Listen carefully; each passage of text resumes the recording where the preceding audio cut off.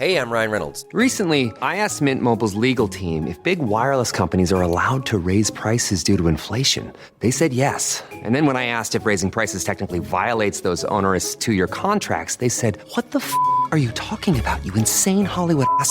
So to recap, we're cutting the price of Mint Unlimited from $30 a month to just $15 a month. Give it a try at mintmobile.com/switch. $45 upfront payment equivalent to $15 per month. New customers on first 3-month plan only. Taxes and fees extra. Speed slower above 40 gigabytes. See details.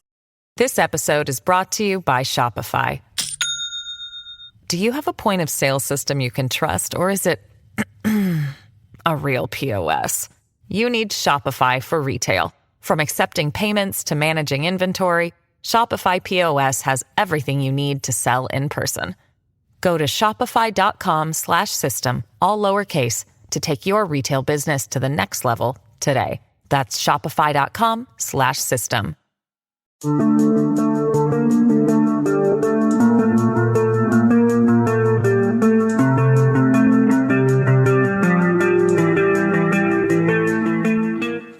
Olá pessoal, bem-vindos a mais um episódio de Crimes. Eu sou a Bruna e este é um mini episódio e não tem recado, então bora direto pro caso de hoje.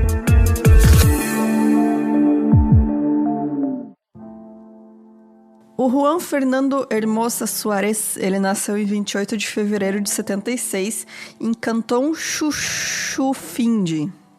Acho que é assim que fala. Fica no Equador.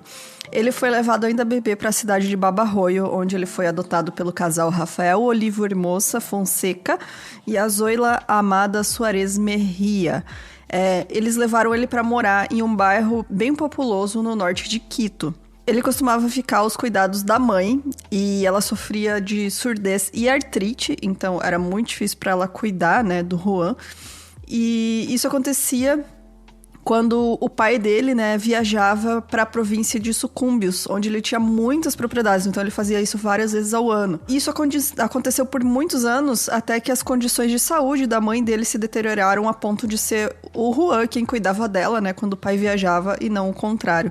Então assim que ele ficou com idade suficiente, né, para ter mais responsabilidades, era ele quem cuidava da mãe por conta da saúde dela. E aí quando tinha 15 anos, o Juan, ele, assim como muitos jovens daquela época, ele frequentava um fliperama no centro de Quito e ele virou o líder de uma gangue de adolescentes, de mais ou menos 10 meninos da sua idade que também frequentavam esses locais. Eles também iam a bares e casas noturnas também na área conhecida como Puente del Guambra, que é perto da Universidade Central. E aí, eles faziam assaltos, em geral, né? Faziam pequenos delitos. Até que no dia 22 de novembro de 1991, depois de sair de um desses clubes, né? Desses clubes, uma boate, na verdade, o Juan e mais 4 amigos que estavam com ele pegaram um táxi e durante o trajeto o Juan sacou uma pistola 9mm que ele tinha conseguido comprar ilegalmente e ele atirou na cabeça do motorista, que morreu instantaneamente. Um dos seus amigos dirigiu o veículo para sudeste da cidade e eles jogaram o corpo em um barranco na beira da estrada no Vale de Los Chillos. O corpo foi encontrado pela polícia no dia seguinte. Então aí de pequenos delitos, né? O Juan, e liderando aí a sua gangue de adolescentes, ele passou a ser um assassino. Uma semana depois, então, o Juan foi com outros integrantes da gangue para uma cabeleireira que ele costumava frequentar. Era administrada por uma travesti chamada Charlie. E a Charlie convidou eles para ir beber na sua casa, onde eles começaram uma discussão. E aí, quando a Charlie tentou sair para pedir ajuda, porque ela viu que o Juan estava ficando violento, ele a matou com 5 tiros, né, com a sua pistola.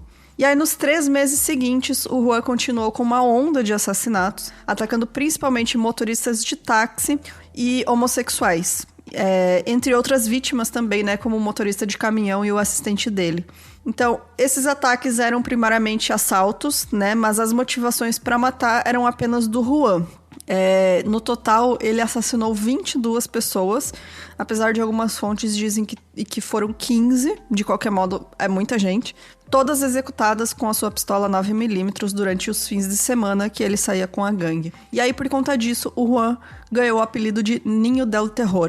Então, junto do corpo do motorista de caminhão que ele matou, ele deixou um bilhete com ameaças, onde se lia o seguinte: acabamos com os taxistas, começamos com os caminhoneiros e vamos acabar com agentes do OID.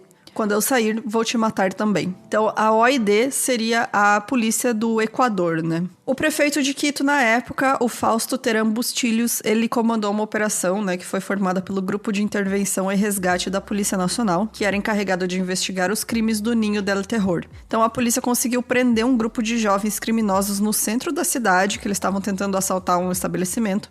E aí eles conseguiram interrogar esses jovens para que eles revelassem informações sobre a identidade do autor dos assassinatos. Porque a gangue continuava fazendo roubos, mas só morria gente quando tinha o Juan junto, né? Que era ele que matava. Então, no dia 9 de janeiro de 92, a polícia conseguiu localizar a residência do Juan. Conseguiram, né, saber que exatamente era ele, onde ele morava. E aí foi montada uma operação para capturar ele na madrugada do dia 16 de janeiro. O plano era que policiais entrassem por uma claraboia que ia dar de frente pro quarto onde o Juan dormia. Mas por uma coincidência do destino, realmente foi uma coincidência, na noite em que esse plano foi colocado em prática, então na madrugada do dia 16, o Juan tinha trocado de quarto com a mãe dele. E aí ele conseguiu reagir quando os policiais invadiram a casa, né? Porque eles chegaram pro quarto onde ele estaria, estava a mãe, e aí ele viu a movimentação e tal, e conseguiu reagir. O Juan, então, ele atirou contra os policiais e começou um tiroteio. A mãe dele acabou morrendo em decorrência disso, porque ela recebeu 11 tiros, né? As balas aí trocadas entre o Juan e os policiais. Foi uma verdadeira confusão, porque um grupo de policiais militares que estava na rua, né, fazendo a cobertura na rua, eles atiraram granadas para dentro da casa, e aí causou uma grande explosão, acabou derrubando uma parede em cima de 2 policiais federais que estavam lá dentro. E aí, depois de 15 minutos desse confronto, o Juan foi capturado sem nenhum machucado, tentando escapar pulando de uma janela. Ele foi levado direto para a prisão Garcia Moreno, onde as autoridades se surpreenderam ao perceber que ele se tratava de um adolescente, né? A sua primeira declaração para a polícia foi o seguinte: quero deixar claro que meu nome é Juan Fernando Hermosa Suárez e que faço 16 anos em 28 de fevereiro.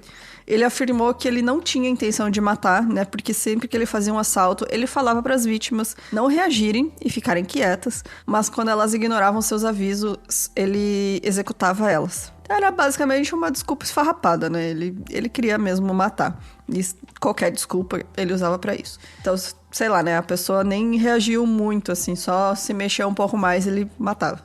Ele disse que em uma ocasião, uma das vítimas reagiu ameaçando ele de volta com outra arma. Em outra, um taxista tentou atacar ele com uma chave de roda e por isso o Juan matou ele. E aí, depois de confessar todos os crimes, o Juan foi condenado à pena máxima que a lei permitia a um menor de idade na época, né, no Equador, que seriam 4 anos de prisão, a serem cumpridos no Centro de Reabilitação Juvenil Virgílio Guerreiro. Assim como havia conseguido liderar uma gangue quando ele começou a sua carreira criminal, o Juan também virou um líder juvenil dentro da prisão nos primeiros 16 meses em que ele estava cumprindo pena.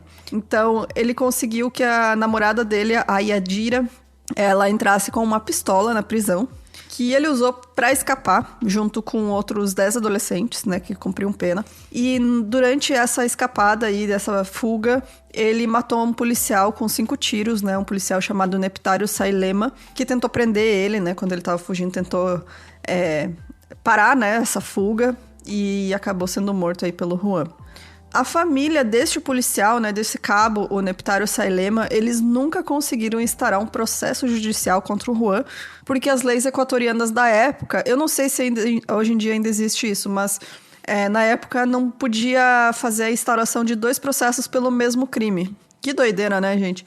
Então eles realmente não conseguiram aí justiça pelo assassinato do policial, né? Então, o Juan, ele conseguiu fugir, e aí ele fugiu para Colômbia e foi até Bogotá. Ele estava sendo procurado no Equador e também nos países ali em volta, né, na Colômbia incluindo. Então, ele começou a viver da venda de joias roubadas, mas como ele estava num novo país onde ele também era procurado, ele não tinha tanta facilidade em roubar quanto ele tinha no Equador, onde ele conhecia as ruas e conhecia as pessoas, né? Então, por conta disso, ele estava passando muita dificuldade e morava na rua. Ele estava miserável mesmo. E aí, ele ficou cansado de passar fome e da sua situação miserável, e ele se entregou e foi preso novamente. Ele foi libertado após cumprir a sua sentença, então, em 1996. Assim que foi solto, então, a opinião popular era de que ele não deveria ganhar, né, a liberdade depois de cometer 22 assassinatos. E um padre chamado José Antônio Lopes, que era o encarregado do projeto de reabilitação dos jovens infratores, declarou o seguinte à imprensa: ninguém pode garantir que Juan Fernando não cometa novos crimes. No entanto, ele cumpriu a sentença e agora tem o direito de pensar em seu futuro. Nunca li seu arquivo, não preciso. Já lhe disse que estou interessado no Juan Fernando de hoje e não no do passado. Tenho seu arquivo no meu escritório. Quando ele for embora, darei a ele um abraço e minha bênção. Ele poderá guardar o abraço para sempre e a bênção servirá pelo tempo que ele quiser. Já o frade Rolando Cuentas, que era o diretor do Instituto Virgílio Guerreiro, né, onde o Juan cumpria a pena, ele afirmava que ele, na verdade, não tinha passado por nenhum processo de reabilitação tradicional enquanto ele cumpria a pena. Isso por conta da orientação da polícia, porque ele era mantido isolado de outros detentos do Instituto e tinha contato apenas com o seu cúmplice e amigo Luiz Quispe e com o padre José, né, que seria essa pessoa, esse conselheiro dele, tanto espiritual quanto conselheiro, né, de reabilitação. Mas eram as duas únicas pessoas que ele podia ter contato lá dentro. Então, o próprio frade, né, que era o diretor desse instituto, ele falava, realmente ele não passou pelo processo tradicional aí de reabilitação dos jovens que a gente tem na instituição, que é ter mais contato, né, social entre eles também. E aí, depois de solto, né, o Juan, ele foi morar com o pai em Nueva Loja. As pessoas na cidade sabiam quem ele era. O Juan frequentava bares da região, costumava caminhar sozinho por praças e parques. Assim, ele não criou nenhuma confusão. Ele tava assim na dele, mas ele gostava de ir em bar, em festa, etc. E aí, apenas um mês depois de ser solto e no dia que ele ia completar o seu aniversário de 20 anos, o corpo do Juan foi encontrado por fazendeiros nas margens do rio Aguarico. Quando o intendente da polícia de Sucúmbios, o Carlos Gonzalez, e os oficiais da Delegacia de Investigação Criminal de Sucúmbios se dirigiram ao local, eles encontraram o corpo de um jovem vestindo camisa preta, calça vinho, meias pretas e tênis branco com azul, e o rosto dele estava irreconhecível. Isso porque, além de um tiro na testa, o rosto estava afundado e perfurado por vários cortes de facão. O corpo apresentava sinais evidentes de tortura, que eram cortes nas costas, mãos amarradas com arame, né? Mãos amarradas nas costas e buracos de bala de grosso calibre. Apenas os documentos encontrados em uma carteira permitiram a identificação dele, né? E então confirmando que era o Juan Fernando Hermosa, o Ninho del Terror. E segundo o chefe de polícia de Sucúmbios, o Major Carlos Merino, todas as evidências no corpo da vítima, né, levaram a pensar em um assassinato de vingança pessoal. Então, realmente, ou aí foram pessoas ligadas a uma das vítimas ou a várias, né? Pode ser aí, sei lá, os taxistas, os próprios policiais, porque ele matou um policial na fuga ali da prisão. Enfim, né? Podem ser aí um grupo de pessoas mesmo ou apenas, né, de uma de suas vítimas que resolveu aí fazer a justiça com as próprias mãos e acabou assassinando o Juan. E eu não consegui encontrar se alguém foi preso por conta do assassinato dele ou o que aconteceu. Acredito que a polícia não tinha tanto interesse assim de ir atrás disso e meio que deixaram o caso morrer também. E esse foi o fim do reinado do Ninho del Terror, que é o serial killer mais novo da história do Equador. Então é isso, gente. Se você tiver qualquer sugestão de caso, manda pra gente no e-mail milcrimes@gmail.com. Se você tiver uma historinha de medinhos, manda pra Fabi no milmedinhos@gmail.com. Entra lá no nosso site que você vai ter os modos de apoiar a gente, né? E conseguir escutar as gravações ao vivo. E pra quem já fez esse apoio, você tem que entrar no nosso Discord. Tem lá no site também. Tem no nosso...